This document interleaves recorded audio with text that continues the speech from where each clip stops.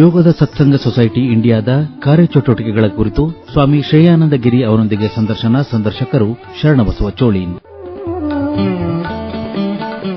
ಆತ್ಮೀಯ ಕೇಳುಗರೆ, ಪರಮಹಂಸ ಯೋಗಾನಂದ ಅವರು ಯಾರಿಗೆ ಗೊತ್ತಿಲ್ಲ. ಯೋಗಿ ಆತ್ಮಕಥೆ ಒಂದು ಜಾಗತಿಕ ಇತಿಹಾಸವನ್ನ ಸೃಷ್ಟಿ ಮಾಡಿದಂಥದ್ದು. ಅಷ್ಟು ಪುಸ್ತಕಗಳು ಮಾರಾಟ ಆಗಿವೆ ಮತ್ತು ಮುಖ್ಯವಾಗಿ ಒಂದು ಜೀವನದಲ್ಲಿ ಯಾವ ರೀತಿ ಒಂದು ಪವಾಡಗಳು ಜರುಗುತ್ತವ ಮತ್ತೆ ಹೇಗೆ ಅವುಗಳಿಗೆ ನಾವು ಅಧೀನರಾಗಿ ನಾವು ಅಧ್ಯಾತ್ಮದ ಸಾಧನೆಗೆ ಒಂದು ತೊಡಗಿಕೊಂಡಾಗ ಜೀವನದಲ್ಲಿ ಯಶಸ್ಸು ತನ್ನಿಂತಾನೆ ಕಟ್ಟಿಟ್ಟ ಬುದ್ಧಿ ಆಗ್ತದೆ. ಮತ್ತೆ ಬರುವಂತ ಪವಾಡ ಸದೃಶ ಸಂಗತಿಗಳು ಪರಮಹಂಸ ಯೋಗಾನಂದ ಗುರುಗಳ ಹತ್ರ ಏನ್ ಬಂದ್ವಲ್ಲ, ಅವರು ಸಾಕಷ್ಟು ಪಾಶ್ಚಾತ್ಯ ದೇಶಗಳಿಗೆ ಹೋಗಿ ಆ ಕ್ರಿಯಾ ಯೋಗ ಒಂದು ವಿದ್ಯೆಯನ್ನ ಪರಿಚಯ ಮಾಡಿದ್ರು. ಮತ್ತೆ ಅವರು ಪಶ್ಚಿಮದ ಯೋಗದ ಪಿತಾಮಹ ಅಂತಾನೆ ಹೆಸರುವಾಸಿಯಾಗಿದ್ದಾರೆ. ಅವರು 1920 ಸ್ವಯಂ ಸಾಕ್ಷಾತ್ಕಾರ ಫೆಲೋಶಿಪ್ ಆರಂಭ ಮಾಡಿದಂಥವ್ರು.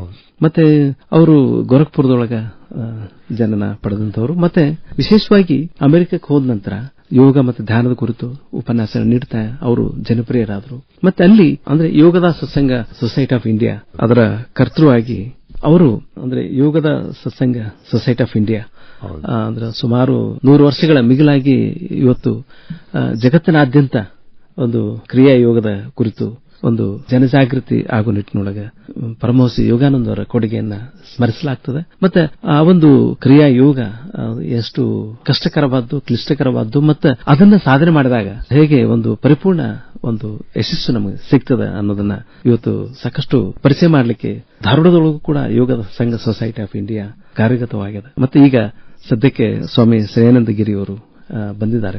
ಸ್ವಾಮಿ ಶ್ರೇಯಾನಂದ ಗಿರಿ ಅವರು ಕಳೆದ 20 ವರ್ಷಗಳಿಂದ ಯೋಗದ ಸತ್ಸಂಗ ಸೊಸೈಟಿ ಆಫ್ ಇಂಡಿಯಾದ ಒಬ್ಬ ವೀರ ಸನ್ಯಾಸಿಯಾಗಿದ್ದಾರೆ. ಸನ್ಯಾಸಿಯಾಗಿ ಶಿವರಾಮನ ಶ್ರೇಯಾನಂದಜಿ ಒಬ್ಬ ಸಿವಿಲ್ ಇಂಜಿನಿಯರ್ ಆಗಿ ಸೇವೆ ಸಲ್ಲಿಸ್ತಾ ಇದ್ರು. ರಾಷ್ಟ್ರೀಕೃತ ಬ್ಯಾಂಕ್ನೊಳಗ ಸೇವೆ ಸಲ್ಲಿಸಿದ ನಂತರ ಯೋಗದ ಸತ್ಸಂಗ ಸೊಸೈಟಿ ಧ್ಯಾನ ಕೇಂದ್ರಗಳ ಮೇಲ್ವಿಚಾರಣೆಯನ್ನ ಕರ್ನಾಟಕ ಮತ್ತು ಗೋವಾಗಳಲ್ಲಿ ಅವರು ನೋಡಿಕೊಂಡ್ರು. ಯೋಗಾನಂದಜಿಯವರ ಪುಸ್ತಕಗಳು ಮತ್ತು ಯೋಗದ ಸತ್ಸಂಗ ಪಾಠಗಳ ಅವುಗಳನ್ನು ಕೂಡ ಕನ್ನಡ ಅನುವಾದಕ್ಕೆ ಮಾಡಲಿಕ್ಕೆ ಅವರು ಮಾರ್ಗದರ್ಶನ ಮಾಡ್ತಾ ಇದ್ದಾರೆ. ಮತ್ತೆ 15 ವರ್ಷಗಳಿಂದ ಪರಮಹಂಸ ಯೋಗಾನಂದಜಿಯವರ ಕ್ರಿಯಾ ಯೋಗ ಬೋಧನೆಗಳ ಬಗ್ಗೆ ಸಾಕಷ್ಟು ಉಪನ್ಯಾಸಗಳನ್ನು ಕೂಡ ಅವರು ಕೊಟ್ಟಿದ್ದಾರೆ. ಈ ಯೋಗದ ಸತ್ಸಂಗ ಪಾಠಗಳ ಯೋಗ ಸಾಧನೆ ಅಂದ್ರೆ ಮುಖ್ಯವಾಗಿ ನಮಗೆ ಇವತ್ತು ಯೋಗ, ಧ್ಯಾನ ಮತ್ತೆ ಪ್ರಾಣಾಯಾಮ ಈ ಕುರಿತಂತೆ ಸಾಕಷ್ಟು ಜನಜಾಗೃತಿ ಇದೆ. ನಾವು ಇವತ್ತು ನಮ್ಮ ಜನಸಾಮಾನ್ಯರ ಜೀವನ ಸಾಕಷ್ಟು ಒತ್ತಡಯುತ ಒಂದು ಆತಂಕ ಮತ್ತು ಸಾಕಷ್ಟು ನಾಗಲೋಟ, ಒಂದಿಷ್ಟು ನಮಗೆ ತೊಂದರೆಗಳು ಬಹಳ ಇದೆ. ಇವುಗಳನ್ನ ನಾವು ಅನುಭವಿಸ್ತಾ ಮನಃಶಾಂತಿಗಾಗಿ ಪರಿತರಿಸ್ತಾ ಇದ್ದೇವೆ. ಆತ್ಮಶಾಂತಿ ಇಲ್ಲ, ಆಧ್ಯಾತ್ಮಿಕ ತೃಪ್ತಿ ಅನ್ನೋದು ಕೂಡ ಸಾಧನೆ ಮಾಡಲಿಕ್ಕೆ ಆಗ್ತಾ ಇಲ್ಲ. ಅದಕ್ಕೆ ಇವತ್ತು ಕ್ರಿಯಾ ಯೋಗ ಏನಿದೆಯಲ್ಲ, ಇದು ಒಂದು ಶಕ್ತಿಯುತವಾದ ಒಂದು ಪ್ರಾಚೀನವಾದ ಮಾರ್ಗ. ಇದರಿಂದ ನಾವು ಆಧ್ಯಾತ್ಮಿಕ ಒಂದು ಸಾಧನೆಯನ್ನು ಮಾಡಬಹುದು. ಮತ್ತೆ ಈ ಅಮೂಲ್ಯ ಅನುಭವವನ್ನು ನಮ್ಮ ಜೀವನದಲ್ಲಿ ತರಲಿಕ್ಕೆ ಕ್ರಿಯಾ ಯೋಗ, ಧ್ಯಾನ, ಸಂತೋಷ ಶಿಬಿರಗಳು ಅಲ್ಲೆಲ್ಲಿ ಸಾಕಷ್ಟು ಆಗ್ತದೆ. ಧಾರವಾಡದಲ್ಲಿ ಈಗ ಅಂತಹ ಒಂದು ಅಭೂತಪೂರ್ವ ಶಿಬಿರ ಆಯೋಜಿತವಾಗಿದೆ. ಈ ಶಿಬಿರದೊಳಗೆ ಮನಸ್ಸಿನ ಅಶಾಂತಿಗೆ ಶಾಂತಿ ನೀಡುವಂತಹ ಮಾರ್ಗಗಳು ಮತ್ತು ಆತ್ಮವನ್ನು ಅರಿಯಲಿಕ್ಕೆ ಧ್ಯಾನದ ಸೂಕ್ಷ್ಮ ತತ್ವಗಳು ಮತ್ತು ಜೀವನವನ್ನು ಸಮತೋಲನದಿಂದ ನಡೆಸಲಿಕ್ಕೆ ಯೋಗದ ಮಹತ್ವ ಹೇಗಿದೆ ಅನ್ನೋದನ್ನು ಕೂಡ ತಿಳ್ಕೊಳ್ಳಿಕ್ಕೆ ಇವತ್ತು ನಾವು ಎಲ್ಲ ಸೇರಬೇಕು ಅಂತಿಕೊಂಡು ಯೋಗದ ಸತ್ಸಂಗ ಸೊಸೈಟಿ ಆಫ್ ಇಂಡಿಯಾ ಧಾರವಾಡದ ಸದಸ್ಯರು ಪ್ರಯತ್ನ ಮಾಡ್ತಾ ಇದ್ದಾರೆ. ಅದಕ್ಕಾಗಿನೇ ಇವತ್ತು ಸ್ವಾಮಿ ಶ್ರೇಯಾನಂದ ಅವರು ಬಂದಿದ್ದಾರೆ. ಅವ್ರ ಜೊತೆಗೆ ಸಹಕಾರ ನೀಡ್ತಾ ಇದ್ದರು ಸ್ವಾಮಿ ಸ್ಮರಣಾನಂದ ಗಿರಿಯವರು ಕೂಡ ಬರ್ತಾ ಇದ್ದಾರೆ. ಇವತ್ತು ನಮ್ಮ ಜೊತೆಗೆ ಸ್ಟುಡಿಯೋದೊಳಗೆ ನಮ್ಮ ಶ್ರೀಯುತ ಶ್ರೇಯಾನಂದ ಗಿರಿ ಅವರು ಇದ್ದಾರೆ. ಅವರ ಮೂಲಕ ಈ ಯೋಗದ ಸತ್ಸಂಗ ಪಾಠಗಳ ಬಗ್ಗೆ ನಾವು ಒಂದಿಷ್ಟು ಮಾಹಿತಿ ಮಾಡಿಕೊಳ್ಳೋಣ. ಹೇಗೆ ಅದು ನಮಗೆ ಇವತ್ತು ಸದ್ಯ ನಮ್ಮ ಯೋಗದ ಸತ್ಸಂಗ ಸೊಸೈಟಿ ಆಫ್ ಇಂಡಿಯಾ ಆಯೋಜಿಸಿರುವಂತಹ ಈ ಒಂದು ವಿಶೇಷ ಕ್ರಿಯಾ ಯೋಗದ ಒಂದು ಪಾಠಗಳ ಕುರಿತಂತೆ ಈ ಯೋಗ ಸಾಧನೆ ಮಾಡಲಿಕ್ಕೆ ಏನೇನು ನಾವು ಪ್ರಯತ್ನಗಳು ಮಾಡಬೇಕು ಅನ್ನೋದ್ರ ಬಗ್ಗೆ ಸ್ವಾಮಿ ಶ್ರೇಯಾನಂದಗಿರಿ ಅವರ ಹತ್ರ ಮಾಹಿತಿ ಮಾಡಿಕೊಳ್ಳೋಣಂತ ನಮ್ಮ ಜೊತೆಗೆ ಸ್ವಾಮಿ ಶ್ರೇಯಾನಂದಗಿರಿ ಅವರಿದ್ದಾರೆ. ಅವರನ್ನ ಹೃತ್ಪೂರ್ವಕವಾಗಿ ಆತ್ಮೀಯ ಕೇಳುವರೆ ನಿಮ್ಮೆಲ್ಲರ ಪರವಾಗಿ ಸ್ವಾಗತ ಮಾಡ್ತೇವೆ. ನಮಸ್ಕಾರ ಸ್ವಾಮೀಜಿ. ನಮಸ್ಕಾರ ಶ್ರೇಯಾನಂದಗಿರಿ ಅವರೇ, ನಿಮಗೆ ಸ್ವಾಗತ, ಸುಸ್ವಾಗತ.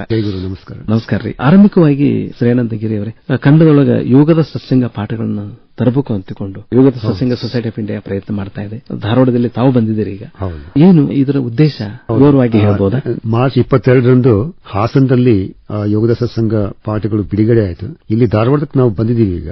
ಅಂದ್ರೆ ಇಲ್ಲಿ ಕೂಡ ಯೋಗದ ಸತ್ಸಂಗ ಪಾಠಗಳ ಜಾಗೃತಿ ಕಾರ್ಯಕ್ರಮ ನಾಳೆ ಆಯೋಜಿಸ್ತೀವಿ ನಾವು. ಇದು ಯಾಕೆ ಉದ್ದೇಶ ಏನಂತ ಹೇಳಿದ್ರೆ, ಈ ಕರ್ನಾಟಕದಲ್ಲಿ ಜಾಸ್ತಿ ಯೋಗದ ಸತ್ಸಂಗಕ್ಕೆ ಮೆಂಬರ್ ಆಗಿ ನೋಂದಾವಣೆ ಮಾಡಿಕೊಂಡು ಆ ಯೋಗದ ಸತ್ಸಂಗ ಪಾಠಗಳನ್ನು ತರಿಸಿ ಸಾಧನೆ ಮಾಡೋರು ಜಾಸ್ತಿ ಆಗ್ತಾ ಇದ್ದಾರೆ. ಅದು ಒಂದು ಕಾರಣ. ಇನ್ನೊಂದು, ಯೋಗದ ಸತ್ಸಂಗ ಧ್ಯಾನ ಕೇಂದ್ರಗಳು ಅಂತ ಕರ್ನಾಟಕದಲ್ಲೇ ಒಂದು 15ರಿಂದ 20 ಸೆಂಟರ್ಸ್, ಧಾರವಾಡ, ಹುಬ್ಳಿ, ಬೆಳಗಾವಿ, ಸೌಂದತ್ತಿ, ಬೈಲೊಂಗಲ್, ಈ ತರ ಬೇರೆ ಬೇರೆ ಕಡೆಗಳಲ್ಲಿ ಧ್ಯಾನ ಕೇಂದ್ರಗಳು ಸ್ಟಾರ್ಟ್ ಆಗಿದೆ. ಅದು ಕೂಡ ಕರ್ನಾಟಕದಲ್ಲಿ ಜಾಸ್ತಿ. ಸೊ ಇದೆಲ್ಲ ಮತ್ತೆ ಪುಸ್ತಕಗಳು ಕೂಡ ಯೋಗಿ ಆತ್ಮಕಥೆ, ಇದೆಲ್ಲ ಯೋಗದ ಸತ್ಸಂಗದಲ್ಲೇ ಪ್ರಕಾಶಿತ ಆದದ್ದು. ಎಲ್ಲಾ ಪುಸ್ತಕಗಳು ಜಾಸ್ತಿ ಸೇಲ್ ಆಗ್ತಾ ಇದೆ. ಇದೆಲ್ಲ ನೋಡಿದ್ರೆ ಇದು ಯುಗದ ಪಾಠಗಳನ್ನ ತರಲಿಕ್ಕೆ ಈಗ ಒಳ್ಳೆ ಪ್ರಸಕ್ತ ಕಾಲ ಅಂತೇಳಿ ನಾವು ತರ್ತಾ ಇದ್ದೇವೆ ಅದನ್ನ. ಅದರಲ್ಲಿ ಭಾಷಾಂತರ ಕೂಡ ನಮ್ಮ ಭಾಷಾಂತರಕಾರರು ಅದನ್ನ ಕಷ್ಟಪಟ್ಟು ಎಲ್ಲ ಅದನ್ನ ಟ್ರಾನ್ಸ್ಲೇಟ್ ಮಾಡಿದ್ದಾರೆ. ಅದರಲ್ಲಿ ಒಂದು 600-800 ಪೇಜ್ ಇದೆ ಟೋಟಲ್. ಅಂದ್ರೆ ಒಂದೊಂದು ಲೆಸನ್ ಅಂದ್ರೆ 30 ಪೇಜ್. ಅದು ಪ್ರತಿ ತಿಂಗಳು 2 ಆಗಿ ಬರ್ತಾ ಹೋಗುತ್ತೆ ಮನೆಗೆ ಗೃಹಾಧ್ಯಯನದ ಪಾಠಗಳು. ಸ್ವಾಮಿ ಶ್ರೇಯಾನಂದಗಿರಿ ಅವರೇ, ಪರಮಹಂಸ ಯೋಗಾನಂದ ಗುರುಗಳು ಅಂದ್ರೆ ಖಂಡಿತವಾಗಿ ಕೂಡ ಒಂದು ಶಕ್ತಿಯ ಕೇಂದ್ರ. ಅವರು ಯಾವಾಗಲೂ ಕೂಡ ಇತ್ತೀಚೆಗೆ ತಾನೇ ಸಾಮಾಜಿಕ ಜಾಲತಾಣದೊಳಗೆ ಅವರು ಅಮೆರಿಕದೊಳಗೆ ತಮ್ಮ ಶಿಷ್ಯರೊಂದಿಗೆ ಹೋಗ್ತಾ ಇರುವಂತಹ ಅವತ್ತಿನ ಒಂದು ಫೋಟೋ, ಅವತ್ತಿನ ಒಂದು ವಿಡಿಯೋ ಹರಿದಾಡ್ತಾ ಇದೆ. ಅದು ಜನರಿಗೆ ಬಹಳ ಒಂಥರ ಅಂದ್ರೆ ಹೇಗೆ ಅವರು ಒಂದು ಚಟುವಟಿಕೆಯಿಂದ ಅವರೊಂದು ವಿಶಿಷ್ಟ ವ್ಯಕ್ತಿಯಾಗಿ ತಮ್ಮ ಸಾಧನೆಯನ್ನು ತೋರ್ತಾರೆ. ಅಂದ್ರೆ ಕ್ರಿಯಾಯೋಗದ ಮಹತ್ವ ಇದ್ರ ಬಗ್ಗೆ ನಮ್ಗೆ ಗೊತ್ತಾಗ್ತದೆ. ಒಟ್ಟ ಇವತ್ತು ನಾವು ಯೋಗ ಮಾಡಬೇಕು, ನಾವು ಯೋಗವನ್ನ ನಾವು ಅಂತಾರಾಷ್ಟ್ರೀಯ ಮಟ್ಟಕ್ಕೆ ನಮ್ದು ಅರ್ಥ ಕೊಟ್ಟಿದೆ. ಈಗ ಯೋಗ ಧ್ಯಾನ ಇರಬಹುದು, ಮತ್ತೆ ಈಗ ನಮ್ಮ ಜೀವನದಲ್ಲಿ ಒಂದು ಸಮತೋಲನ ಬೇಕಾಗ್ತದೆ. ಸಮತೋಲನ ಬೇಕು ಅಂತಂದ್ರೆ ಒಂದಿಷ್ಟು ನಮಗೆ ಒಂದು ಯೋಗದ ಅವಶ್ಯಕತೆ ಇದೆ. ಮತ್ತೆ ಆಮೇಲೆ ನಮ್ಮ ನಡವಳಿಕೆ ಕೂಡ ಅದು ನಾವು ಸುಧಾರಿಸಬೇಕಾಗ್ತದೆ. ನಾವು ಇನ್ನೊಬ್ಬರ ಜೊತೆ ಸಂವಹನ ಹೆಂಗ್ ಮಾಡ್ತೀವಿ ಅದು ಕೂಡ ನಮ್ಮ ಮಾರ್ಗದರ್ಶನ ಬೇಕಾಗ್ತದೆ. ಅದಕ್ಕೆ ಬಹುಶಃ ಯೋಗದ ಸತ್ಸಂಗ ಸೊಸೈಟಿ ಆಫ್ ಇಂಡಿಯಾ ಇವೆಲ್ಲ ವಿಷಯಗಳನ್ನ ಗಮನಿಸಿ ಈ ಕ್ರಿಯಾ ಯೋಗವನ್ನು ಶುರು ಮಾಡಿದ್ದೀರಿ. ಮತ್ತೆ ಪರಮಹಂಸ ಯೋಗಾನಂದ ಅವರ ತತ್ವಗಳೇನಿದೆಯಲ್ಲ, ಅಂದ್ರೆ ನಮ್ಮ ಪ್ರತಿಯೊಂದು ಸಂಬಂಧಗಳಲ್ಲಿ ಒಂದು ಸುಧಾರಣೆ ಆಗಬೇಕು, ಒಂದು ಆಧ್ಯಾತ್ಮಿಕತೆ ಬರಬೇಕು, ಮತ್ತೆ ಆತ್ಮ ಸಂಯಮವನ್ನ, ಸ್ವಯಂ ನಿಯಂತ್ರಣವನ್ನು ನಾವು ಸಾಧಿಸಬೇಕು, ಮತ್ತೆ ಈ ಒಂದಿಷ್ಟು ಸಂತೋಷವಾಗಿ ಇರಬೇಕು ಅಂತಂದಾಗ ಯೋಗದ ಸತ್ಸಂಗ ಈ ಕನ್ನಡದೊಳಗೆ ಪಾಠಗಳು ಏನಿದೆಯಲ್ಲ ಕೃತಿಗಳು ಒಳಗೊಂಡಿದೆ. ಮತ್ತೆ ಮುಖ್ಯವಾಗಿ ನಮಗೆಲ್ಲ ಗೊತ್ತಿದೆ ಆಟೋಬಯೋಗ್ರಾಫ್ ಯೋಗಿ ಆತ್ಮಕತೆಯನ್ನ ನಾವು ನೋಡಿದಾಗ ಅಲ್ಲಿ ಅಸಂಖ್ಯಾತ ಮಂದಿಗೆ ಆಧ್ಯಾತ್ಮಿಕತೆಯೊಳಗೆ ಜಾಗೃತಿ ಬರ್ತದೆ. ಅದನ್ನು ಓದವರು ಖಂಡಿತವಾಗಿ ಕೂಡ ಯೋಗದ ಸತ್ಸಂಗ ಸೊಸೈಟಿ ಬಗ್ಗೆ ಹೆಚ್ಚು ಆಸಕ್ತಿಯನ್ನು ತಗೊಳ್ತಾರೆ. ಮತ್ತೆ ಆ ಪಾಠಗಳು ಏನು ಅನ್ನೋದನ್ನ ಅರ್ಥ ಮಾಡ್ಕೊಳ್ಳಿಕ್ಕೆ ಅವ್ರಿಗೆ ಸಾಧ್ಯ ಆಗುತ್ತೆ. ಅದು ಒಂದು ಪೂರ್ವ ಪೀಠಿಕೆ. ಹೌದು, ಪೂರ್ವ ಪೀಠಿಕೆ. ಯಾರ್ಯಾರು ಯೋಗಿ ಆತ್ಮಕತೆ ಓದ್ತಾರೆ ಅವರು ಯೋಗದ ಪಾಠಗಳಿಗೆ ಈಗ ಮೆಂಬರ್ ಆಗ್ತಾರೆ. ಕನ್ನಡದಲ್ಲೇ ಅದನ್ನ ಮುಂದುವರಿಸಬಹುದು ಅವರು. ಶ್ರೇಯಾನಂದಗಿರಿ ಅವರೇ, ಏನು ಕನ್ನಡದಲ್ಲಿನ ಪಾಠಗಳು ಏನೇನು ಒಳಗೊಂಡಿವೆ ಹೇಳ್ಬೋದಾ? ಈ ಪಾಠಗಳಲ್ಲಿ ನಮಗೆ ಮೊದಲಿಗೆ 3 ಧ್ಯಾನ ತಂತ್ರಗಳನ್ನು ಕೂಡ ನಾವು ಕೊಡ್ತೀವಿ. ಅದಲ್ಲದೆ ಸಮತೋಲಿತ ಜೀವನಕ್ಕೆ ಬೇಕಾದಂತಹ ಕೆಲವು ಮಾರ್ಗದರ್ಶನವನ್ನ, ಅಂದ್ರೆ ಸಮತೋಲಿತ ಜೀವನ ಹೇಗೆ ನಡೆಸಬೇಕು ಅದಕ್ಕೆ ಮಾರ್ಗದರ್ಶನ ನಾವು ಕೊಡ್ತೀವಿ. ಅದಲ್ಲದೆ ನೀವು ಹೇಳ್ದಂಗೆ ಇತರರೊಂದಿಗೆ ನಮ್ಮ ಮನೋಭಾವ ಅಥವಾ ನಡವಳಿಕೆ, ಇದಕ್ಕೆ ಮಾರ್ಗದರ್ಶನ ಅದು ಗುರುಜಿಯವರು ಕೊಟ್ಟಂತದ್ದು, ಪರಮಹಂಸ ಯೋಗಾನಂದರು ಕೊಟ್ಟಂತದ್ದು. ಅದು ಆ ಉಪದೇಶಗಳು ಇದರಲ್ಲಿದೆ. ಇದು ಬಹಳ ಮುಖ್ಯ. ಒಂದು ಸಮತೋಲಿತ ಜೀವನ ಮತ್ತೆ ಇನ್ನೊಂದು ಬಿಹೇವಿಯರ್. ಈ ಎರಡನ್ನು ನಾವು ಕಲ್ತ್ರೆ ಆಲ್ಮೋಸ್ಟ್ ನಮ್ಮ ಸಾಧನೆ ಒಟ್ಟಿಗೆ ಇದು ಕೂಡ ಬೇಕಾಗುತ್ತೆ. ನಮಗೆ ಬರೀ ಸಾಧನೆ ಮಾತ್ರ ಮಾಡ್ತಾ ಇದ್ರೆ ಸಾಲದು, ಸಮತೋಲಿತ ಜೀವನ ಕೂಡ ಕಾಪಾಡ್ಕೊಂಡು ಹೋಗ್ಬೇಕಾಗತ್ತೆ ನಾವು. ಮತ್ತೆ ಬಿಹೇವಿಯರ್ ಕೂಡ ನಾವು ಮಾಡ್ಕೊಂಡು ಹೋಗ್ಬೇಕಾಗುತ್ತೆ. ಅದಲ್ಲದೆ ಈ ಪಾಠಗಳಲ್ಲಿ 3 ಧ್ಯಾನ ತಂತ್ರಗಳನ್ನು ನಾವು ಕೊಡ್ತೀವಿ. ಆ 3 ಧ್ಯಾನ ತಂತ್ರಗಳಲ್ಲಿ ನಾವು ಅದನ್ನ ಕೆಲವು ತಿಂಗಳು ಅಭ್ಯಾಸ ಮಾಡಿದ್ಮೇಲೆ ನಾವು ಕ್ರಿಯಾ ಯೋಗ ಇದನ್ನ ಪಡೀಲಿಕ್ಕೆ ನಾವು ತಯಾರಾಗ್ತೀವಿ. ಭಕ್ತಾದಿಗಳು ಅದನ್ನು ಮಾಡಿ ತಯಾರಾಗ್ತೀವಿ. ಯೋಗಿ ಆತ್ಮಕಥೆಯನ್ನ ಓದೋರಿಗೆ ಒಂದಿಷ್ಟು ಒಂದು ಕ್ರಿಯಾ ಯೋಗದ ಬಗ್ಗೆ ಖಂಡಿತವಾಗಿ ಕೂಡ ಮಾಹಿತಿ ಗೊತ್ತಾಗ್ತದೆ. ಈಗ ನಾವು ಪಾಠಗಳು ನೀವು ಮಾಡ್ತಾ ಇದ್ದೀರಿ ಯೋಗದ ಸತ್ಸಂಗ ಸೊಸೈಟಿ ಆಫ್ ಇಂಡಿಯಾ ಮೂಲಕ. ನೀವು ಉಪನ್ಯಾಸಗಳಲ್ಲಿ ಆ ಪಾಠಗಳ ಬಗ್ಗೆ ವಿವರವಾಗಿ ಹೇಳ್ತೀರಿ. ಕ್ರಿಯಾ ಯೋಗ ಕಲಿಯುವುದು ಬಹಳ ಕಷ್ಟ. ಅದನ್ನು ಸಾಕಷ್ಟು ನಾವು ತಯಾರಿ ಮಾಡ್ಕೊಳ್ಬೇಕಾಗ್ತದೆ. ಆ ನಿಟ್ಟಿನೊಳಗೆ ಈ ಒಂದು ಯೋಗಿ ಆತ್ಮಕತೆ ಪುಸ್ತಕ ನಾವು ಓದ್ತೀವಲ್ಲ, ಅದರೊಳಗೆ ಕಂಡುಕೊಂಡಂತಹ ವಿಷಯಗಳಿಗೂ ಮತ್ತೆ ನೀವು ಪಾಠಗಳು ಏನು ಮಾಡ್ತಿರಲ್ಲ ಅವುಗಳಿಗೆ ಏನು ಅಂದ್ರೆ ವ್ಯತ್ಯಾಸ ಇದೆ? ಹೇಗೆ ಮುಂದುವರೆದ ಭಾಗವಾಗಿ ಪಾಠಗಳು ನಮ್ಗೆ ಗೋಚರಿಸ್ತವು, ನಮ್ಮ ವ್ಯಕ್ತಿತ್ವವನ್ನು ಬದಲಾವಣೆ ಮಾಡ್ಕೊಳ್ಳಕ್ಕೆ ಸಹಾಯ ಮಾಡ್ತವೆ? ಹೌದು, ಇದು ಯೋಗಿ ಆತ್ಮಕತೆ ಎಲ್ಲರಿಗೂ ಇವಾಗಲೇ ಹೇಳಿದಂಗೆ ಅಸಂಖ್ಯಾತ ಮಂದಿಗೆ ಆಧ್ಯಾತ್ಮಿಕತೆಯಲ್ಲಿ ಒಂದು ಜಾಗೃತಿಯನ್ನು ಉಂಟು ಮಾಡಿದೆ. ಅದು ಒಂದು ಪುಸ್ತಕ ಮಾತ್ರ. ಅದು ಎಲ್ಲಾ ಕಡೆ ಶಾಪ್ ನಲ್ಲಿ ಸೇಲ್ ಮಾಡ್ತಾರೆ, ಜನರು ತಗೋತಾರೆ, ಓದ್ತಾರೆ. ಆದ್ರೆ ಇಲ್ಲಿ ಈ ಯೋಗದ ಪಾಠಗಳಿಗೆ ಡಿಫರೆನ್ಸ್ ಏನಂತ ಹೇಳಿದ್ರೆ, ಪುಸ್ತಕಕ್ಕೂ ಮತ್ತೆ ಇದಕ್ಕೂ ಡಿಫರೆನ್ಸ್ ಏನಂದ್ರೆ, ಯೋಗದ ಪಾಠಗಳನ್ನು ನಾವು ಶಾಪ್ ಅಲ್ಲಿ ಸೇಲ್ ಮಾಡಲ್ಲ.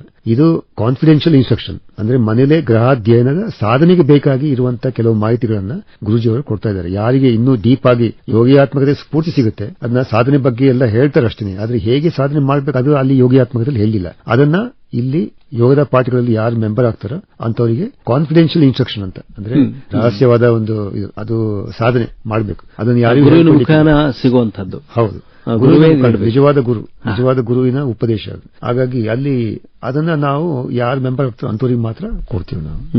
ಸೊ ಈ ಯೋಗದ ಸತ್ಸಂಗ ಪಾಠಗಳು ಏನು ರಿಲೀಸ್ ಆಗಿದೆ ಕನ್ನಡದಲ್ಲಿ, ಅಲ್ಲಿ ಮುದ್ರಿತವಾದ ಪಾಠಗಳು, ಅಂದ್ರೆ ಪ್ರಿಂಟೆಡ್ ಲೆಸನ್ಸ್ ಅಂತ, ಅದು ನಿಮ್ಮ ಮನೆಗೆ ಬರುತ್ತೆ. ಅದಲ್ಲದೆ ನೀವು ಪ್ರಯಾಣ ಮಾಡ್ತಿರ್ಬೇಕಾದ್ರೆ ನಿಮಗೆ ಅದು ಆ ಮುದ್ರಿತವಾದ ಪಾಠಗಳು ನಿಮ್ಮ ಹತ್ರ ಇಲ್ಲದೆ ಇರಬಹುದು. ಆವಾಗ ನೀವು ಡಿಜಿಟಲ್ ನಲ್ಲಿ ಕೂಡ ಈ ಪಾಠಗಳು ಲಭ್ಯ. ಅಂದ್ರೆ ಮೊಬೈಲ್ ನಲ್ಲಾಗ್ಲಿ, ಲ್ಯಾಪ್ಟಾಪ್ ಅಲ್ಲಾಗ್ಲಿ, ಡೆಸ್ಕ್ಟಾಪ್ ಅಲ್ಲಿ ಎಲ್ಲಾ ಕಡೆ ನೀವು ಅದನ್ನ ಆನ್ಲೈನ್ ಅಲ್ಲಿ ಕೂಡ ನೋಡಬಹುದು. ನೀವು ಇದನ್ನ ಮೊಬೈಲ್ ಅಲ್ಲಿ ಓಪನ್ ಮಾಡಿ ಆಪ್ ಇರುತ್ತೆ ಯೋಗದ ಸತ್ಸಂಗದ, ಅದ್ರಲ್ಲಿ ನೋಡ್ಕೊಂಡು ಕನ್ನಡದಲ್ಲಿ ಲೆಸನ್ ಓದಬಹುದು. ಅಥವಾ ಇವನ್ ಆಡಿಯೋ ವರ್ಷನ್ ಕೂಡ ಇದೆ, ಅದನ್ನ ಆಡಿಯೋಗೆ ಹಾಕೊಂಡ್ರೆ ನೀವು ಆಡಿಯೋ ವರ್ಷನ್ ಕೂಡ ಬರುತ್ತೆ. ಈಗ ಅಂತಾರಾಷ್ಟ್ರೀಯ ಯೋಗ ದಿನ ಆಚರಿಸೋ ನಂತರ ನಮ್ಮ ಜನರಲ್ಲಿ ಒಂದು ಯೋಗದ ಬಗ್ಗೆ ಸಾಕಷ್ಟು ಒಂದು ಜಾಗೃತಿ ಉಂಟಾಗಿದೆ. ಶಾರೀರಿಕ ವ್ಯಾಯಾಮ ಇರಬಹುದು, ಆಮೇಲೆ ಧ್ಯಾನ, ಆಮೇಲೆ ಪ್ರಾಣಾಯಾಮ, ಈ ಕುರಿತಂತೆ ಅದರಲ್ಲಿ ಕೂಡ ಸಾಕಷ್ಟು ಭಕ್ತಿ ಮಾರ್ಗ ಇದೆ, ಆಮೇಲೆ ಮುಕ್ತಿ ಮಾರ್ಗ ಇದೆ. ಪಿರಮಿಡ್ ಅನ್ನು ಉಪಯೋಗ ಮಾಡಿಕೊಂಡು ಕೂಡ ಒಂದು ನಿಸರ್ಗ ಒಂದು ಶಕ್ತಿಯನ್ನು ಆಸ್ವಾದಿಸಿ ಧ್ಯಾನ ಮಾಡೋರು ಸಾಕಷ್ಟು ಸಿಗ್ತಾರೆ. ಇವತ್ತು ಅಲ್ಲಿ ಅಂದ್ರೆ ಬೆಳವಣಿಗೆ ಆಗಿರೋದು ಸಂತೋಷ ವಿಚಾರ. ಬಹುಶಃ ಯೋಗದ ಸತ್ಸಂಗ ಸೊಸೈಟಿ ಆಫ್ ಇಂಡಿಯಾಗೆ ಒಂದು ಭೂಮಿಕೆಯನ್ನು ಸಿದ್ಧ ಮಾಡಿದಂಗೆ ಕ್ರಿಯಾ ಯೋಗಕ್ಕೆ ಬೇಕಾದಂತ. ಇವತ್ತು ನೋಡ್ರಿ ನಮ್ಮ ಯುವ ಜನಾಂಗದೊಳಗ ಬಹಳ ನಾಗಾಲೋಟ ಯಾವಾಗ್ಲೂ ಅಂದ್ರೆ ಸಾಕಷ್ಟು ಅವರಿಗೆ ಅಶಾಂತಿ, ಉದ್ವೇಗ, ಆತಂಕಗಳು ಕಾಡ್ತಾನೆ ಇದೆ. ಬಹುಶಃ ಇವುಗಳನ್ನು ಹೋಗ್ಲಾಡಿಸಲಿಕ್ಕೆ ಆ ಒಂದು ಸಣ್ಣ ವಯಸ್ಸಿನಲ್ಲೇನೆ, ಯುವ ವಯಸ್ಸಿನಲ್ಲೇನೆ ಈ ಕ್ರಿಯಾ ಯೋಗದ ಒಂದು ಪರಿಚಯ ಆಯಿತು ಅಂದ್ರೆ ಖಂಡಿತವಾಗಿ ಅವ್ರ ಬದುಕಿನಲ್ಲಿ ಒಂದು ಶಕ್ತಿ ಸಂಚಯ ಆಗಬಹುದು. ಪರಮಹಂಸ ಯೋಗಾನಂದ ಅವರೇ ಅವರು ಬಹಳ ಯಾವಾಗ್ಲೂ ಕೂಡ ಯುವ ಮನಸ್ಸಿನವರು, ಯುವ ವಯಸ್ಸಿನವರಾಗಿ ಇದ್ರು. ಮತ್ತು ಅವರು ನಡೀತಾ ಇದ್ರೆ ಅವ್ರು ಹಿಂದೆ ಓಡಬೇಕಾಗಿತ್ತು. ಅಂತ ಒಂದು ತೇಜಸ್ಸಿನ ವ್ಯಕ್ತಿ, ಅಂತ ಒಂದು ಇದನ್ನ ನೋಡ್ತಾ ಇದ್ದಾಗ ಆ ಕ್ರಿಯಾ ಯೋಗವನ್ನು ನಾನೇ ಕಲಿಬಾರದು ಅಂತಿಕೊಂಡು ಬಹಳ ಜನರಿಗೆ ಅನಿಸ್ತದೆ. ಅವ್ರು ನೋಡಿದ ತಕ್ಷಣ ಅನಿಸ್ತದೆ, ಅವ್ರ ಪುಸ್ತಕ ಓದಿದ ತಕ್ಷಣ ಅನಿಸ್ತದೆ. ಏನು ಒಂದು ಮಾರ್ಗದರ್ಶನ ಈ ಕ್ರಿಯಾ ಯೋಗದಲ್ಲಿ ಇದೆ ಇಂಥ ಯುವ ಜನಾಂಗಕ್ಕೆ. ಯುವ ಜನಾಂಗ ಈಗ ಎಷ್ಟೋ ರೀತಿಯಲ್ಲಿ ಅವರಿಗೆ ಆತಂಕ ಅಥವಾ ಒಂದು ಭಯ ಕೂಡ ಮತ್ತೆ ಉದ್ವೇಗ ಎಲ್ಲರಿಗೂ ಸ್ಟಾರ್ಟ್ ಆಗಿದೆ. ಅಥವಾ ಕೆಲವರಿಗೆ ಕೆಲಸದ ಕ್ಷೇತ್ರದಲ್ಲಿ ಕೆಲವೊಮ್ಮೆ ಪ್ರೆಷರ್ ಅನ್ನ ಅನುಭವಿಸಬೇಕು ಯುವಕರು, ಅಥವಾ ಕೆಲಸ ಕಳ್ಕೊಳ್ಳುವಂತ ಭಯ. ಇದೆಲ್ಲ ಇಲ್ಲಿ ಯೋಗದ ಸತ್ಸಂಗ ಪಾಠಗಳಲ್ಲಿ ನಾವು ಏನ್ ಟೆಕ್ನಿಕ್ ನಾವು ಹೇಳ್ಕೊಡ್ತೀವಿ, ಆ ಟೆಕ್ನಿಕ್ ಗಳನ್ನ ಮಾಡೋದ್ರಿಂದ, ಧ್ಯಾನ ಮಾಡೋದ್ರಿಂದ ಅವರಿಗೆ ಆ ಭಯ ಹೊರಟೋಗುತ್ತೆ. ಆ ಒಂದು ಕರೇಜ್, ಆ ಒಂದು ಧೈರ್ಯ ಫಸ್ಟ್ ಗೆ ಮೂಡ್ತದೆ. ಅದು ಏನು ಆ ಭಯವನ್ನ ಬೇರೆ ಸಮೇತ ಕಿತ್ತಾಕುತ್ತದೆ. ಹಾಗೆ ಅಂದ್ರೆ ಸುಮ್ಮನೆ ಒಂದು ಟೆಂಪರರಿ ಪ್ಯಾಚ್ ಅಪ್ ವರ್ಕ್ ಅಲ್ಲ, ಅದು ಬೇರೆ ಸಮೇತ ಆ ಭಯವನ್ನ ಕಿತ್ತಾಕುತ್ತೆ. ಅದು ನಮ್ಮ ಕ್ರಿಯಾಯೋಗದಲ್ಲಿ ಯಾರ್ಯಾರು ಕ್ರಿಯಾ ತಗೋತಾರೆ ಅಂತವರಿಗೆ ಅದು ಸಾಧ್ಯ. ಮತ್ತೆ ಧ್ಯಾನ ಮಾಡಿದಾಗ ಏನಾಗುತ್ತೆ, ಆ ಎಲ್ಲಾ ದಿವ್ಯ ಗುಣಗಳು ಆ ಸಾಧಕನಲ್ಲಿ ಬಂದ್ಬಿಡುತ್ತೆ. ಅಂದ್ರೆ ದಿವ್ಯ ಗುಣಗಳ ಒಂದು ಲಾಭ ಆಗುತ್ತೆ. ಅದ್ರ ನಂತರ ಅವನು ಏನ್ ಮಾಡ್ತಾನೆ, ಹೊರಗೆ ಹೋಗಿ ಆ ಕೆಲಸದ ಕ್ಷೇತ್ರದಲ್ಲಿ ಅದನ್ನೇ ವ್ಯಕ್ತಪಡಿಸ್ತಾನೆ, ಆ ದಿವ್ಯ ಗುಣಗಳನ್ನ ವ್ಯಕ್ತಪಡಿಸ್ತಾನೆ. ಅವಾಗ ಆ ದಿವ್ಯ ಗುಣಗಳನ್ನು ಯಾವಾಗ ಅವನು ವ್ಯಕ್ತಪಡಿಸ್ತಾನೆ, ಆವಾಗ ಅಲ್ಲಿ ಅದನ್ನ ತನ್ನ ಸ್ವಂತದನ್ನಾಗಿ ಮಾಡ್ಕೋತಾನೆ ಅವನು. ಅಂದ್ರೆ ಇಲ್ಲಿ ಎರಡು ಇದು, ಒಂದು ಧ್ಯಾನದಲ್ಲಿ ನಿಮ್ಗೆ ದಿವ್ಯ ಗುಣಗಳ ಲಾಭ ಆಗುತ್ತೆ ಅಷ್ಟೇ, ಅಲ್ಲಿ ಸ್ವಂತದ್ದಾಗಿರಲ್ಲ. ಅವಾಗ ಯಾವಾಗ ನೀವು ಹೊರಗೆ ಹೋಗಿ ನಿಮ್ಮ ಕೆಲಸದ ಕ್ಷೇತ್ರದಲ್ಲಿ ಹೋಗಿ ಅಲ್ಲಿ ಆ ದಿವ್ಯ ಗುಣಗಳನ್ನ ಎಕ್ಸ್ಪ್ರೆಸ್ ಮಾಡ್ತೀರಿ, ವ್ಯಕ್ತಪಡಿಸ್ತೀರಿ, ಅಭಿವ್ಯಕ್ತಿ ಮಾಡ್ತೀರಿ, ಆವಾಗ ನಿಮ್ಮ ಸ್ವಂತದನ್ನಾಗಿ ಮಾಡ್ಕೋತೀರಾ ಆ ಕ್ವಾಲಿಟಿನ. ಅದು ನಿಮ್ಮ ಪರ್ಮನೆಂಟ್ ಆಗಿ ಇರುತ್ತೆ ನಿಮ್ಮ ಹತ್ರ. ಸೊ ಇಲ್ಲಿ ಉದ್ವೇಗಕ್ಕಾಗ್ಲಿ, ಈಗ ಪ್ರಪಂಚದಲ್ಲಿ ಎಲ್ಲಾ ಮಹಾಪುರುಷರು, ಪರಮಹಂಸ ಯೋಗಾನಂದ ಒಬ್ಬರೇ ಅಲ್ಲ, ಎಲ್ಲಾ ಮಹಾಪುರುಷರು ಸಂತರು ಹೇಳಿದಂತದ್ದು ಒಂದಂದ್ರೆ, ನಿಮ್ಗೆ ಯಾವುದೇ ಒಂದು ನೆಗೆಟಿವ್ ಇದ್ರೆ, ಆ ಕ್ವಾಲಿಟಿ ಇದ್ರೆ ಅದರ ಅಪೋಸಿಟ್ ಕ್ವಾಲಿಟಿನ ನಾವು ಕಲ್ಟಿವೇಟ್ ಮಾಡಬೇಕು, ಅಂದ್ರೆ ಅದನ್ನು ಬೆಳೆಸ್ಕೊಳ್ಬೇಕು ಅಂತ. ಈಗ ಉದ್ವೇಗ, ಅಶಾಂತಿ ಇದ್ರೆ ಶಾಂತಿ, ಆ ಒಂದು ಕಾಮ್ನೆಸ್, ಆ ರಿಲ್ಯಾಕ್ಸ್ಡ್ ಸ್ಟೇಟ್, ಅದು ಹೇಗೆ ಬರುತ್ತಂದ್ರೆ ಈ ಧ್ಯಾನದಲ್ಲಿ ಬರುತ್ತೆ, ಧ್ಯಾನ ಮಾಡ್ಕೊಂಡು ಬರುತ್ತೆ. ಸ್ವಾಮಿ ಶ್ರೇಯಾನಂದ ಗಿರಿಯವರೇ, ಅದ್ಭುತವಾದ ವಿಚಾರವನ್ನು ಹೇಳ್ತಾ ಇದ್ರಿ. ಈ ಕ್ರಿಯಾಯೋಗ ಏನು ಯೋಗದ ಸತ್ಸಂಗ ಸೊಸೈಟಿ ಆಫ್ ಇಂಡಿಯಾವನ್ನು ಪ್ರಮೋಟ್ ಮಾಡ್ತಾ ಇದೆಲ್ಲ, ಮಾತುಗಳನ್ನು ಕೇಳ್ತಾ ಇದ್ರೆ ರಾಜಯೋಗದ ಒಂದು ರೀತಿಯೇ ನಮಗೆ ಗೋಚರ ಆಗ್ತಾ ಇದೆ. ನೋಡು, 3 ಕ್ರಿಯೆಗಳನ್ನ ತಾವು ಹೇಳ್ತಾ ಇದ್ರೆ, ಒಂದಷ್ಟು ಏಕಾಗ್ರತೆಯನ್ನು ತೆಗೆದುಕೊಂಡು ಬರುವಂತದ್ದು, ಮತ್ತೆ ಒಂದಿಷ್ಟು ಚೈತನ್ಯದಾಯಕ ವ್ಯಾಯಾಮವನ್ನು ಮಾಡುವಂತದ್ದಿರಬಹುದು, ಮತ್ತೆ ಮುಖ್ಯವಾಗಿ ಧ್ಯಾನಕ್ಕೆ ಬೇಕಾದಂತಹ ವಸ್ತುವನ್ನು ನಾವು ಪೂರೈಸಿಕೊಳ್ಳುವಂತದ್ದು. ಈ 3 ಕ್ರಿಯೆಗಳನ್ನು ಬಹಳ ಅದ್ಭುತವಾಗಿ ನೀವು ಕ್ರಿಯಾಯೋಗದಲ್ಲಿ ತೆಗೆದುಕೊಂಡು ಬಂತೀರಾ. ಈ ಕ್ರಿಯಾಯೋಗದ ಬಗ್ಗೆ ಒಂದು ಸ್ವಲ್ಪ ಇನ್ನೂ ವಿವರವಾಗಿ ಮಾಹಿತಿ ಕೊಡ್ಬೋದಾ? ಈ 3 ಟೆಕ್ನಿಕ್ ಅನ್ನ ನಾವು ಕೊಡ್ತೀವಿ. ಫಸ್ಟ್ಗೆ ಯಾರು ಪಾಠಗಳಿಗೆ ಮೆಂಬರ್ ಆಗ್ತಾರೆ ಅಂತವರಿಗೆ ಈ 3 ಟೆಕ್ನಿಕ್ ಅನ್ನು ಕೊಡ್ತೀವಿ ನಾವು. ಹಾಂಗ್ಸೋ ಏಕಾಗ್ರತೆ ತಂತ್ರ, ನಂತರ ಅದು ಏಕಾಗ್ರತೆ ನಿಮ್ಗೆ ಧ್ಯಾನಕ್ಕೆ ಬೇಕು, ಅದನ್ನು ನಾವು ಕೊಡ್ತೀವಿ ಅಲ್ಲಿ. ಅದ ನಂತರ ಧ್ಯಾನಕ್ಕೆ ಅಲ್ಲದೆ ಲೌಕಿಕ ಯಶಸ್ಸಿ ಕೂಡ ನಿಮ್ಗೆ ಏಕಾಗ್ರತೆ ಬೇಕು. ಹಾಗಾಗಿ ಏಕಾಗ್ರತೆ ಅನ್ನೋದು ಆಲ್ರೌಂಡರ್, ನಿಮ್ಗೆ ಎಲ್ಲದಕ್ಕೂ ಬೇಕೇ ಬೇಕು, ಕೊನೆಯವರೆಗೆ ಬೇಕು.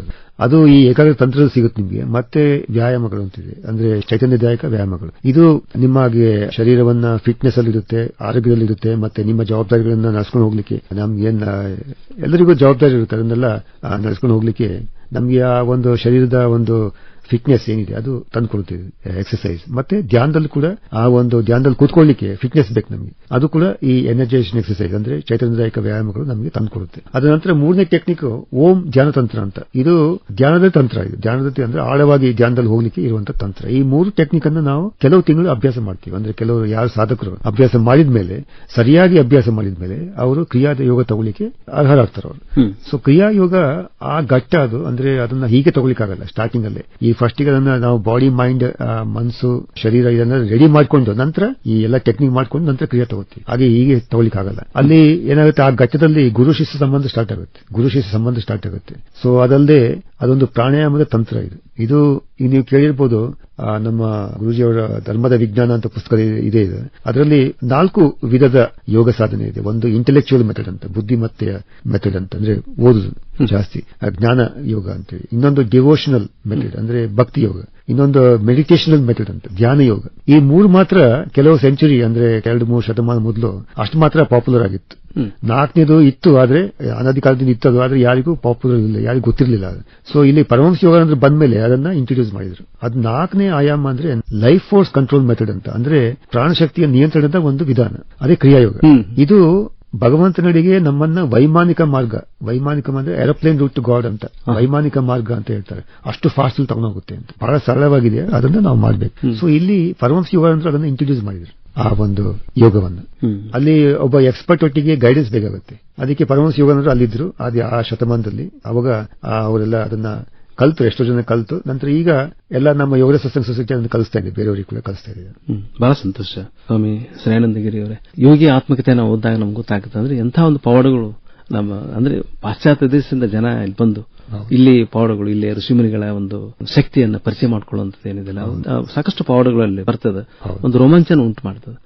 ಅಂದ್ರೆ ಈ ಕ್ರಿಯಾಯೋಗದ ಶಕ್ತಿ ಏನು ಅನ್ನೋದನ್ನ ನಮಗೆ ಅರ್ಥ ಮಾಡ್ಕೋತೀವಿ. ಮತ್ತು ಮುಖ್ಯವಾಗಿ ಈಗಿನ ಸಾಕಷ್ಟು ತೊಂದರೆದಾಯಕ ಜೀವನದೊಳಗೆ ಸಮತೋಲಿತ ಜೀವನವನ್ನು ನಡೆಸಲಿಕ್ಕೆ ಬಹುಶಃ ಈ ಕ್ರಿಯಾಯೋಗ ಸಾಕಷ್ಟು ಸಹಕಾರಿ ಆಗ್ತದೆ. ಮತ್ತೆ ತಮ್ಮ ಪಾಠಗಳು, ಉಪದೇಶಗಳು ಬಹಳ ಸಹಕಾರಿ ಆಗ್ತವೆ ಅನ್ನೋದು ನಮಗೆ ಗೊತ್ತಾಗ್ತಾ ಇದೆ. ಮತ್ತೆ ಇನ್ನೊಂದು ಇತರೊಳಗ ಜೊತೆಗೆ ನಡವಳಿಕೆಯನ್ನು ಕೂಡ ನಾವು ಸುಧಾರಿಸಿಕೊಳ್ಬಹುದು. ಅಂದ್ರೆ ಒಂದು ಸಂವಹನ ಕ್ರಿಯೆ ಕೂಡ, ಅಂದ್ರೆ ಎಲ್ಲರನ್ನು ಪ್ರೀತಿ ಮಾಡುವಂತದ್ದು, ಎಲ್ಲರಲ್ಲಿ ಕೂಡ ಒಂದು ಔನ್ನತ್ಯವನ್ನು ಕಾಣುವಂತಹ ಒಂದು ಕ್ರಿಯೆ ಏನಿದೆಲ್ಲ ತಮ್ಮಿಂದ, ಅದು ಇನ್ನು ಇಷ್ಟು ವಿವರವಾಗಿ ಹೇಳ್ಬೋದಾ ಈ ಸಮತೋಲನ ಮತ್ತು ಸಂವಹನ? ಹೌದು, ಸಂವಹನ ಕೂಡ. ಅಲ್ಲಿ ಸಮತೋಲಿತ ಜೀವನಕ್ಕೆ ಬೇಕಾಗಿ ಗುರುಜಿಯವರು ಪಾಠಗಳಲ್ಲಿ ತುಂಬಾ ಹೇಳಿದ್ದಾರೆ. ಅದರಲ್ಲಿ ಕೆಲವೆಲ್ಲ ಹೇಳ್ಬೋದು ಈಗ. ಅಂದ್ರೆ ಒಂದು ಆಹಾರ ಪದ್ಧತಿಯಿಂದ ಹಿಡ್ಕೊಂಡ್ರೆ ಡಯಟ್, ಅಲ್ಲಿ ಸರಳ ಆಹಾರ ಪದ್ಧತಿಯನ್ನು ನಾವು ಮಾಡ್ತೀವಿ. ಅಂದ್ರೆ ಸಾತ್ವಿಕ ಆಹಾರವನ್ನು ಜಾಸ್ತಿ ತಗೋತೀವಿ, ರಾಜಸಿಕ ಆಹಾರನ ಕಂಟ್ರೋಲ್ ಇಟ್ಕೊಳ್ತೀವಿ. ಅಂದ್ರೆ ಅದನ್ನು ತಗೋಬಹುದು, ಅದು ಗುರುಜಿ ಈಗ ಅದು ಕೂಡ ಹೇಳ್ತಾರೆ, ರಾಜಸಿಕ ಕೂಡ ತಗೋಬೇಕು ನಾವು. ಅನಂತರ ತಾಮಸಿಕವನ್ನ ಅವಾಯ್ಡ್ ಮಾಡಬೇಕು, ಅಂದ್ರೆ ಅಲ್ಲಿ ಅದನ್ನ ನಾವು ವರ್ಜಿಸಬೇಕು, ತಾಮಸಿಕ ಆಹಾರವನ್ನ. ಮತ್ತೆ ಗುರುಜಿ ಹೇಳ್ತಾರೆ ಇನ್ನೊಂದು ಓವರ್ ಈಟಿಂಗ್, ಅಂದ್ರೆ ಜಾಸ್ತಿ ತಿನ್ನೋದು ಅಂತ ಹೇಳ್ತಾರಲ್ಲ, ಅದು ಮಾಡಬಾರ್ದು. ಜಾಸ್ತಿ ತಿಂದ್ರೆ ಅದು ನಮ್ಮನ್ನು ಕೊಲ್ತದೆ. ಅದರಲ್ಲಿ ಗುರುಜಿ ಎಷ್ಟು ಹೇಳ್ತಾರೆ ಅಂದ್ರೆ ರಾಂಗ್ ಈಟಿಂಗ್ ಅಂತ ಒಂದಿದೆ, ತಪ್ಪಾಗಿ ಊಟ ತಿನ್ನೋದು ಅಂತ. ಅದರಲ್ಲಿ ನಿಮ್ಮ ಜಂಕ್ ಫುಡ್ ಎಲ್ಲ ತಿಂತಿರಲ್ಲ ಈಗೆಲ್ಲ ಯುವ ಜನಾಂಗ, ಅದರಲ್ಲಿ ಅದಕ್ಕೆ ಮುಗಿ ಬೀಳ್ತಾರೆ ಅವರು.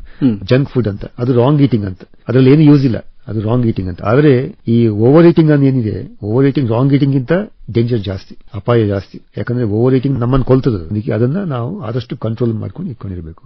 ಮತ್ತೆ ಸೆಲ್ಫ್ ಕಂಟ್ರೋಲ್, ಅದು ಕೂಡ ಈ ಸಮತೋಲಿತ ಜೀವನದಲ್ಲಿ ಬರುತ್ತೆ. ಸೆಲ್ಫ್ ಕಂಟ್ರೋಲ್ ಅದು ನಮ್ಮ ಥಾಟ್ ನಲ್ಲಾಗ್ಲಿ ಅಥವಾ ನಮ್ಮ ಆಕ್ಷನ್ ಅಲ್ಲಾಗ್ಲಿ ಸೆಲ್ಫ್ ಕಂಟ್ರೋಲ್ ಇರಬೇಕು, ಅದೆಲ್ಲ ಬರುತ್ತೆ. ಮತ್ತೆ ಈ ನಮ್ಮ ಪಾಠಗಳನ್ನು ಕೂಡ ಪ್ರತಿ ದಿವಸ ಓದಬೇಕಾಗುತ್ತೆ. ಅದೇನೋ ಒಂದ್ ತಿಂಗಳಿಗೆ ಒಂದ್ಸಲ ಅಥವಾ ವಾರಕ್ಕೊಂದ್ಸಲ ಓದಿದ್ರಾಗಲ್ಲ, ಒಂದ್ಸಲ ಪ್ರತಿ ದಿವಸ ಒಂದು ಕೆಲವು ಮಿನಿಟ್ ಆಗಿ ತೊಂದರೆ ಇಲ್ಲ. ಅರ್ಜೆಂಟ್ ಇದ್ರೆ ಅಟ್ಲೀಸ್ಟ್ ಒಂದು ಪ್ಯಾರಾಗ್ರಾಫ್, ಒಂದು ಪೇಜ್ ಅಲ್ಲಿದ್ರೆ ಒಂದು ಪ್ಯಾರಾಗ್ರಾಫ್ ಓದಿದ್ರೆ ಆ ಒಂದು ಐಡಿಯಾ ನಮ್ಗೆ ಸಿಗುತ್ತೆ, ಗುರುಜಿ ಟೀಚಿಂಗ್ ಏನು ಅಂತ. ನಮ್ಗೆ ಇಡೀ ದಿವಸ ನಮ್ಗೆ ಒಂದು ಸ್ಫೂರ್ತಿ ನೀಡುತ್ತೆ. ಅದರಲ್ಲಿ ಆ ಓದೋದು ಮಾತ್ರ ಅಲ್ಲ, ಅದನ್ನ ಎಷ್ಟು ಇಂಪ್ಲಿಮೆಂಟ್ ಮಾಡಬಹುದು, ಅದನ್ನ ಎಷ್ಟು ಅಳವಡಿಸ್ಕೊಳ್ಬಹುದು ನಮ್ಮ ಲೈಫಲ್ಲಿ, ಅದನ್ನು ಕೂಡ ನಾವು ಥಿಂಕ್ ಮಾಡಬೇಕಾಗತ್ತೆ. ನಂತರ ಇನ್ನು ಕೆಲವು ಸಿಂಪಲ್ ವಿಧಾನ ಇದೆ. ಅಂದ್ರೆ ಈ ಸಮತೋಲಿತ ಜೀವನಕ್ಕೆ ಬೇಕಾಗಿ ಶುದ್ಧ ಹವೆ, ತಾಜಾ ಹವೆ ನಮ್ಗೆ ಬೇಕು. ಬೆಳಿಗ್ಗೆ ಮತ್ತು ಸಂಜೆ ನಾವು ವಾಕಿಂಗ್ ಹೋದ್ರೆ, ರಾತ್ರಿ 10 ಗಂಟೆಗೆ ಅಥವಾ ಬೆಳಿಗ್ಗೆ ನಾವು ವಾಕಿಂಗ್ ಹೋದ್ರೆ ನಮಗೆ ತಾಜಾ ಹವೆ ಸಿಗುತ್ತೆ, ಕ್ರಿಸ್ಪಿ ಹವೆ ಸಿಗುತ್ತೆ. ಅದು ನಾವು ಅದನ್ನ ತಗೋಬೇಕಾಗುತ್ತೆ. ಎರಡನೇದಾಗಿ ಸನ್ಬಾತ್, ಸೂರ್ಯ ಸ್ನಾನ, ಅದು ಕೂಡ ಗುರುಜಿಯವರು ಹೇಳ್ತಾರೆ. ಸೂರ್ಯ ಸ್ನಾನ, ಸನ್ ಬಾತಿಂಗ್, ಅದು ಕೂಡ ನಮಗೆ ಒಳ್ಳೆಯದು. ನಂತರ ವ್ಯಾಯಾಮಗಳು, ವ್ಯಾಯಾಮ ನಮ್ಮಲ್ಲಿ ಚೈತನ್ಯದಾಯಕ ವ್ಯಾಯಾಮ ಅಲ್ಲದೆ ಯೋಗಾಸನ ಮಾಡಬಹುದು. ಯೋಗ ಸರ್ವಾಂಗಾಸನ, ಭುಜಂಗಾಸನ ಇದೆಲ್ಲ ಮಾಡಿದ್ರೆ ಇನ್ನೂ ಜಾಸ್ತಿ. ಮತ್ತೆ ಮನರಂಜನೆ ಕೂಡ ಗುರುಜಿ ಹೇಳ್ತಾರೆ ತಗೋಬೇಕು. ಮನರಂಜನೆ ಅಂದ್ರೆ ಟಿವಿ ಮುಂದೆ ಕುತ್ಕೊಳ್ಳೋದು ಅಂತ. ಇಲ್ಲಿ ಆಟೋಟಗಳಲ್ಲಿ ಆ ಚೆಂಡಿನೊಟ್ಟಿಗೆ ಆಟ ಆಡಬೇಕು. ಅದು ನಮ್ಗೆ ಗುರುಜಿ ಹೇಳ್ತಾರೆ ಬಹಳ ಬೇಕಾಗುತ್ತೆ ನಮ್ಗೆ. ಯಾಕಂದ್ರೆ ಈಗಿನ ಜಗತ್ತು ಕಂಪ್ಯೂಟರ್ ಯುಗ, ಎಲ್ಲರೂ ಕಂಪ್ಯೂಟರ್ ಮುಂದೆ ಕೆಲಸ ಮಾಡ್ತಾರೆ. ಎಲ್ಲ ಎನರ್ಜಿ ಎಲ್ಲ ತಲೆ ಒಳಗೆ, ಎಲ್ಲ ಎನರ್ಜಿ ಬೇರೆ ಶರೀರಕ್ಕೆ ಅದು ಈಕ್ವಲ್ ಡಿಸ್ಟ್ರಿಬ್ಯೂಟ್ ಅಂದ್ರೆ ವಿತರಣೆ ಆಗಿರಲ್ಲ. ಎಲ್ಲ ಎನರ್ಜಿ ಎಲ್ಲ ತಲೆಯಲ್ಲೇ ಇರುತ್ತೆ. ಅದಕ್ಕೆ ಎಷ್ಟೋ ಜನಕ್ಕೆ ಪ್ರಾಬ್ಲಮ್ ಆಗುತ್ತೆ. ಯಾವಾಗ ಅವರು ಆಟೋಟಗಳಲ್ಲಿ ಭಾಗವಹಿಸ್ತಾರೆ ಅವಾಗ ಆ ಎನರ್ಜಿ ಇಡೀ ಬಾಡಿ ಫುಲ್ ಶರೀರಕ್ಕೆ ಅದು ಸಮನಾಗಿ ವಿತರಣೆ ಆಗುತ್ತೆ. ಅವಾಗ ಅವ್ರು ಖುಷಿ ಇರ್ತಾರೆ ಕೂಡ, ಒಂದು ಖುಷಿ ಕೂಡ ಇರುತ್ತೆ ಆ ಆಟೋಟಗಳಲ್ಲಿ ಭಾಗವಹಿಸಿದ್ರೆ. ಅದರಲ್ಲಿ ಸುಸ್ತು ಕೂಡ ಆಗುತ್ತೆ. ಆದ್ರೆ ಆ ಸುಸ್ತು ಗುರುಜಿ ಹೇಳ್ತಾರೆ ಆರೋಗ್ಯಕರ ಸುಸ್ತು ಅಂತ. ಆಟೋಟಗಳಲ್ಲಿ ನಾವು ಏನು ಮಾಡ್ತೀವಿ.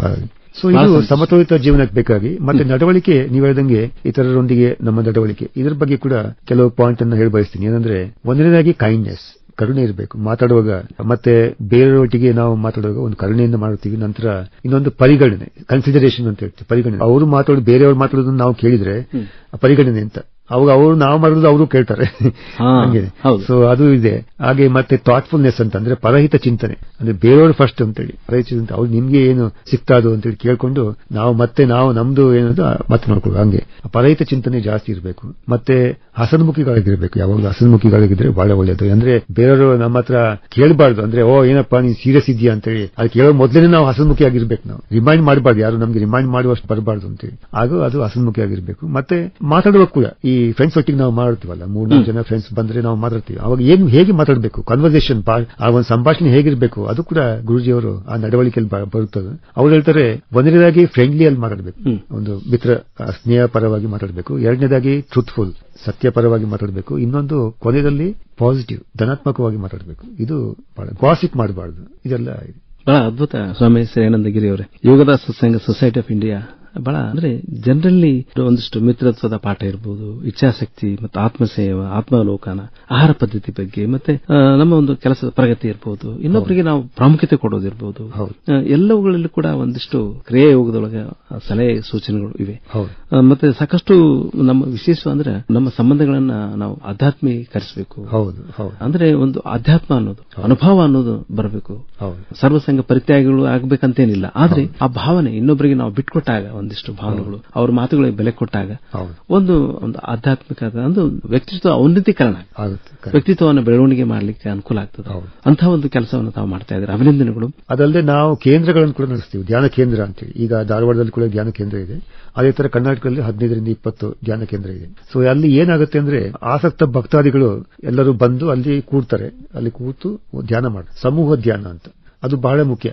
ಸಮೂಹ ಧ್ಯಾನದಲ್ಲಿ ಮಾತ್ರ ನಮಗೆ ಆ ಒಂದು ಆಧ್ಯಾತ್ಮಿಕದಲ್ಲಿ ಉತ್ತುಂಗಕ್ಕೆ ಏರ್ಬೇಕಿದ್ರೆ ಭಗವಂತನ ಭಕ್ತರೊಟ್ಟಿಗೆ ಸಹವಾಸ ಬೆಳೆಸಬೇಕಾಗುತ್ತೆ. ಅದಕ್ಕೆ ನಾವು ಸಮೂಹ ಧ್ಯಾನ ಅಂತ ಧಾರವಾಡದಲ್ಲಿ ಅದೊಂದು ಇವತ್ತು ಮಾಡ್ತಾ ಇದ್ದೀರಿ. ಹೌದೌದು, ಅದು ತುಂಬಾ ವರ್ಷದಿಂದ ಇದೆ, ಒಂದು 20 ವರ್ಷದಿಂದ ಇದೆ ಹುಬ್ಳಿಲ್ ಕೂಡ. ಸೊ ಹಾಗಾಗಿ ಇಲ್ಲಿ ಜನ ಬಂದು ಅಲ್ಲಿ ನಮ್ಮ ಸ್ವಂತ ಮಂದಿರನೇ ಕಟ್ಟಿದ್ದಾರೆ, ಅಲ್ಲಿ ಹನುಮಂತ ನಗರ ಅಂತ ಅಲ್ಲಿ ಇದೆ ಅದು. ಸೊ ಆಸಕ್ತರು ಬಂದು ಅಲ್ಲಿ ನಮ್ಮ ಮೆಂಬರ್ ಕೂಡ ಆಗ್ಬೋದು, ಮೆಂಬರ್ ಆಗದಿದ್ರು ಕೂಡ ಬರ್ಬೋದು ಅವರು. ಅಂದ್ರೆ ಅವರು ಸೋಲಿ ಮೆಂಬರ್ ಆಗ್ತಾರೆ, ಮತ್ತೆ ಅದು ನೋಡ್ಕೊಂಡು ಮೆಂಬರ್ ಆಗ್ತಾರೆ. ಸೊ ಅಲ್ಲಿ ನಾವು ಪ್ರತಿ ಶನಿವಾರ ಇಲ್ಲಿ ಧಾರವಾಡದಲ್ಲಾಗುತ್ತೆ, ಪ್ರತಿ ಭಾನುವಾರ ಹುಬ್ಳಿಲಾಗುತ್ತೆ. ಸೊ ಹಾಗೆ ಪ್ರತಿ ವಾರಕ್ಕೆ ಕೆಲವೊಮ್ಮೆ 2 ಸಲ ಆಗೋದು ಕೂಡ ಉಂಟು, ಅಥವಾ ಕೆಲವೊಮ್ಮೆ ಪ್ರತಿ ದಿವಸ ಕೂಡ ಮಾಡ್ತಾರೆ. ಕೆಲವರು ದೊಡ್ಡ ದೊಡ್ಡ ಸೆಂಟರ್, ಬೆಂಗಳೂರು ಅಂತ ಸೆಂಟರ್ ನಲ್ಲಿ ಪ್ರತಿ ದಿವಸ ಕೂಡ ಓಪನ್ ಇರುತ್ತೆ. ಹಾಗೆ ಅಲ್ಲಿ ಪುಸ್ತಕಗಳು ಕೂಡ ಇರುತ್ತೆ, ನಾವು ಸೇಲ್ ಮಾಡ್ತೀವಿ ಅಲ್ಲಿ. ಬಹಳ ಸಂತೋಷ ಸ್ವಾಮಿ ಶ್ರೇಯಾನಂದ ಗುರುಗಳೇ. ಶ್ರೇಯಾನಂದ ಗಿರಿ ಅವರು ಬಹಳ ಅದ್ಭುತವಾಗಿ ಇವತ್ತು ಪರಮಹಂಸ ಯೋಗಾನಂದ ಅವರ ಹೆಸರು ಕೇಳಿದ್ರೆ ಒಂದು ರೋಮಾಂಚನ. ಅಂಥ ಒಂದು ಶಕ್ತಿವಂತ ಸ್ವಾಮೀಜಿ ಇವತ್ತು ತಮ್ಮ ಶಿಷ್ಯಂದರ ಮೂಲಕ ಜನಜನಿತರಾಗಿದ್ದಾರೆ. ಯೋಗದ ಸತ್ಸಂಗ ಸೊಸೈಟಿ ಮೂಲಕ ನೋಡ್ರಿ, ಕ್ರಿಯಾಯೋಗ ಎಷ್ಟು ಅದ್ಭುತವಾಗಿದೆ. ನಾವು ಏಕಾಗ್ರತೆಯನ್ನು ಪಡಿಬೇಕು, ಮತ್ತು ಶಾರೀರಿಕವಾಗಿ ನಾವು ಚೈತನ್ಯದಾಯಕವಾಗಿರಬೇಕು, ಮತ್ತೆ ಮುಖ್ಯವಾಗಿ ನಾವು ಧ್ಯಾನಾಸಕ್ತರಾಗಬೇಕು. ಆ ಕ್ರಿಯಾಯೋಗದ 3 ಅಂಶಗಳೇನಿದೆಯಲ್ಲ, ಆ ಧ್ಯಾನಾಸಕ್ತರಾಗಬೇಕು ಅಂದ್ರೂ ಕೂಡ ಅದರಲ್ಲಿ ಉಸಿರಾಟದ ಕ್ರಿಯೆಯನ್ನು ನಾವು ನಿಯಂತ್ರಣ ಮಾಡಬೇಕು, ಉಸಿರಿಗೆ ಮಹತ್ವವನ್ನು ಕೊಡಬೇಕು. ಇದು ಅದ್ಭುತವಾದ ಒಂದು ಉಸಿರನ್ನು ನಿಯಂತ್ರಣ ಮಾಡಿಕೊಂಡು ಮನಸ್ಸಿನ ಮೇಲೆ ನಾವು ಪ್ರಭುತ್ವವನ್ನು ಪಡಿಬೇಕು. ಯೋಗದ ಸತ್ಸಂಗ ಸೊಸೈಟಿ ಆಫ್ ಇಂಡಿಯಾ ಬಹಳ ಅದ್ಭುತವಾದ ಕೆಲಸ ಮಾಡ್ತಾ ಇದೆ. ಧಾರವಾಡದಲ್ಲಿ ನೀವು ಕಾರ್ಯಕ್ರಮ ಮಾಡ್ತಾ ಇರೋದು ಬಹಳ ಅಭಿನಂದನೆಗಳು ಸ್ವಾಮಿ ಶ್ರೇಯಾನಂದ ಗಿರಿ ಅವರೇ. ಇಲ್ಲಿ ತನಕ ಬಂದು ಬಹಳ ಔನ್ನತೀಕರಣವಾಗಿರುವಂತಹ ವಿಚಾರ, ಆಧ್ಯಾತ್ಮಿಕವಾಗಿ ನಾವು ಮತ್ತೆ ನಾವು ಶಾರೀರಿಕವಾಗಿ ನಾವು ಸದೃಢವಾಗುವಂತಹ ವಿಚಾರಗಳನ್ನ ಪ್ರಸ್ತಾಪಿಸಿದ್ರಿ. ಇವತ್ತು ನಾವು ಆರೋಗ್ಯ ಕುರಿತಂತೆ ನಾವು ಸದೃಢರಾಗಬೇಕಾಗಿದೆ. ಇವತ್ತು ಡಯಾಬಿಟಿಸ್ ಕ್ಯಾಪಿಟಲ್ ಆಫ್ ಇಂಡಿಯಾ ಆಗಿದೆ. ನಮ್ಮ ಭಾರತ ಏನದಲ್ಲ ಒಂದು ಸಕ್ಕರೆ ರೋಗದ ರಾಜಧಾನಿ ಆಗಿಬಿಟ್ಟಿದೆ. ಅಂದ್ರೆ ಜೀವನ ಶೈಲಿ ತೊಂದರೆಗಳು ಬಹಳ ಕಾಣ್ತಾ ಇದೆ. ಅವುಗಳ ಮಾಯ ಆಗಬೇಕು ಅಂದ್ರೆ ಇಂಥ ಒಂದು ಮಹರ್ಷಿಗಳ ಒಂದು ಸಂಪರ್ಕ ನಮಗಿರಬೇಕು. ಸ್ವಾಮಿ ಪರಮಹಂಸ ಯೋಗಾನಂದರ ಯೋಗಿ ಆತ್ಮಕತೆಯನ್ನು ಓದೋದು ಅಷ್ಟೇ ಅಲ್ಲದೆ ಅವರ ಕ್ರಿಯಾ ಯೋಗದ ಪರಿಚಯ ನಮಗಾಗಬೇಕು. ನಮ್ಮ ವ್ಯಕ್ತಿತ್ವವನ್ನು ಬದಲಾವಣೆ ಮಾಡಿಕೊಳ್ಬೇಕು. ನಮ್ಮ ಒಂದು ಆಧ್ಯಾತ್ಮಿಕ ಸಾಧನೆಗೆ ನಮ್ಮನ್ನು ನಾವು ತೊಡಗಿಸಿಕೊಳ್ಬೇಕು.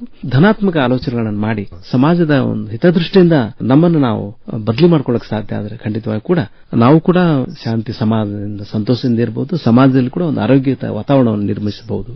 ಅಂತ ಒಂದು ಕಾಣಿಕೆ ತಮ್ಮಿಂದ ಆಗ್ತಾ ಇದೆ ಅನ್ನೋದನ್ನ ನಾವು ಬಹಳ ವಿಸ್ತೃತವಾಗಿ ಅರ್ಥ ಮಾಡ್ಕೊಂಡ್ವಿ. ನಿಮಗೆ ಅಭಿನಂದನೆಗಳು. ಈ ಒಂದು ಕೆಲಸ ಹೀಗೆ ಮುಂದುವರಿಲಿ.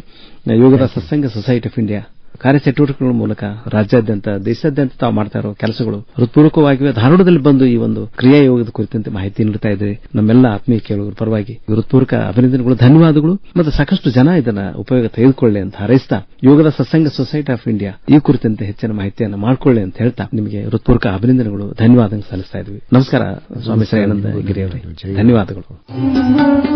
ಇದುವರೆಗೆ ಯೋಗದ ಸತ್ಸಂಗ ಸೊಸೈಟಿ ಇಂಡಿಯಾದ ಕಾರ್ಯಚಟುವಟಿಕೆಗಳ ಕುರಿತು ಸ್ವಾಮಿ ಶ್ರೇಯಾನಂದ ಗಿರಿ ಅವರೊಂದಿಗೆ ಸಂದರ್ಶನ ಕೇಳಿದಿರಿ. ಸಂದರ್ಶಿಸಿದವರು ಶರಣಬಸವ ಚೋಳೀನ್. ಸಂಕಲನ ಅನಂತ್ ಪಾಟೀಲ್.